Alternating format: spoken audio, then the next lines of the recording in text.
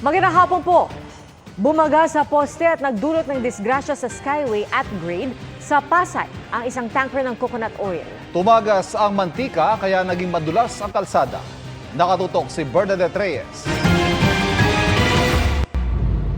Nakahinto sa gilid ng poste sa Skyway Upgrade southbound sa Pasay ang tanker na ito kaninang umaga.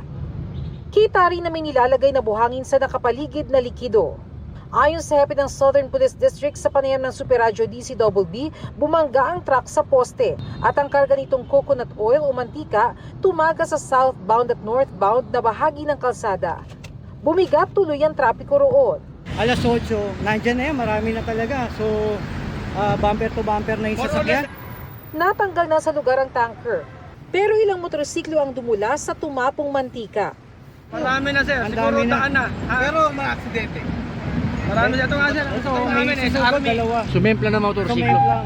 Sugatan ng ilang motorista. Yung isa tumama po yung Yung ulo. Laceration yung ano niya. Yung noo. yung noo. Nilay. Ayun Akis- mga dugo niya. Takusan. Dami o madulas.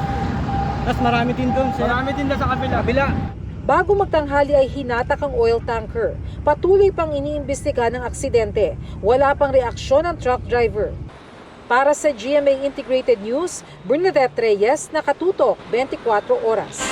Mga kapuso, patuloy na tumutok sa mga balita. Mag-subscribe sa GMA Integrated News sa YouTube. Sa mga kapuso abroad, samahan niyo kami sa GMA Pinoy TV at www.gmanews.tv.